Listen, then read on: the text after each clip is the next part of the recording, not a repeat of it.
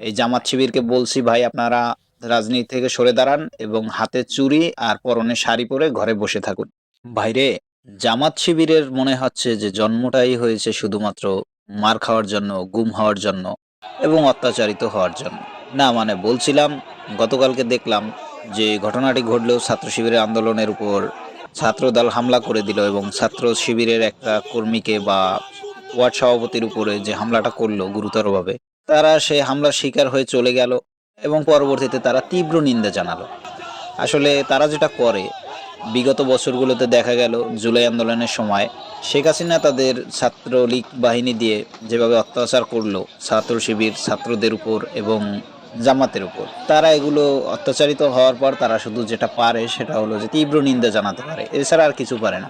তো জামাত শিবিরকে আমি বলবো, আপনারা দয়া করে রাজনীতি ছেড়ে দিয়ে ঘরে যে হাতে চুড়ি পরে এবং শাড়ি পরে সুন্দর করে সেজেগুজে বসে থাকুন। কারণ আপনাদেরকে কেউ মারধর করলে, কেউ অত্যাচার করলে, কেউ গুম করলে, খুন করলে আপনারা সর্বোচ্চ যেটা পারেন সেটা হলো তীব্র নিন্দা জানাতে। তো এইভাবে যদি আপনারা রাজনীতি করতে থাকেন, আপনাদের উপর থেকে তো জনগণের আস্থা উঠে যাবে।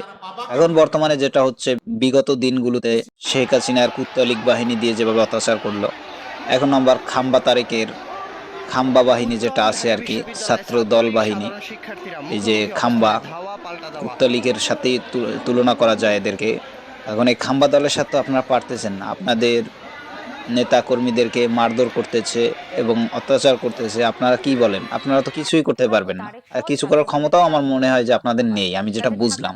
কারণ আপনাদের জেতা নির্বাচন খাম্বা তারেক নিয়ে গেল কস্ট কাটিং এর মাধ্যমে, ভোট ইঞ্জিনিয়ারিং এর মাধ্যমে আপনারা চেয়ে চেয়ে দেখলেন এবং সেটার একটা লজিক আপনারা পরবর্তী দেখাইলেন যে এটা করতে গেলে আওয়ামী লীগ আবার বাংলাদেশে চলে আসবে।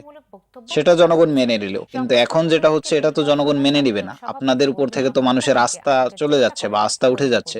আপনাদের উচিত রাজনীতি থেকে সরে যাওয়া। এই জামাত শিবিরকে বলছি, ভাই আপনারা রাজনীতি থেকে সরে দাঁড়ান এবং হাতে চুড়ি আর পরনে শাড়ি পরে ঘরে বসে থাকুন এবং বাংলাদেশে যত যাই হবে না কেন আপনারা শুধু তীব্র নিন্দাই জানিয়ে যাবেন। আপনারা তীব্র নিন্দা ছাড়া যে আর কিছু পারবেন না সেটা জনগণের বোঝা হয়ে গেছে বা সেটা সবাই বুঝে ফেলেছে। তো আপনাদের মূল্যবান মতামতটি কমেন্ট বক্সে জানান এবং ভিডিওটি শেয়ার করে দিন।